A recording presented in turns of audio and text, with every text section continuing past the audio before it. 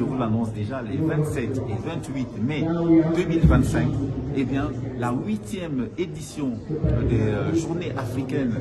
de l'intelligence économique porteront sur le renseignement légal et son apport à la compétitivité des acteurs publics et privés africains. On attend là aussi des pouvoirs publics qu'ils continuent à apporter leur soutien normatif, soutien financier, soutien aussi en termes de stratégie, parce qu'il faut fixer le cap afin que les lignes de force désormais devenues visibles permettent à ces différents acteurs, à cette jeunesse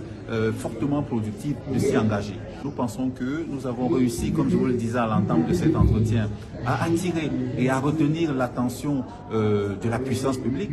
Ensuite, des acteurs quand même qui sont gros consommateurs de données, par exemple comme les différents ports autonomes du Cameroun et puis les services des douanes camerounais. Donc ce sont de gros acteurs, ce sont de gros consommateurs, ce sont de gros manipulateurs de données qui peuvent faciliter la vie des usagers. Nous pensons donc qu'une chose est de faire en sorte que l'opinion publique nationale sache ce que c'est que l'intelligence artificielle et son apport à notre bien-être, au développement de nos activités, à la compétitivité même de nos pays. Mais une autre chose, et nous pensons que c'est encore plus stratégique, c'est que les acteurs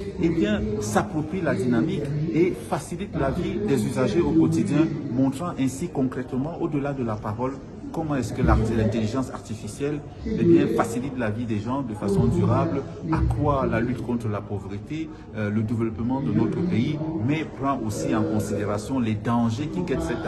cette technologie-là. Donc les dangers liés par exemple à la sécurité, les dangers liés à la manipulation des données personnelles. C'est une responsabilité collective. Tout notre mérite est d'avoir adressé la problématique et d'avoir attiré avec nous un certain nombre d'acteurs clés qui portent et qui vont maintenant devenir les ambassadeurs de cette dynamique qui est ainsi lancée et portée au plus haut niveau par le chef de l'État, son Excellence Paul Biya.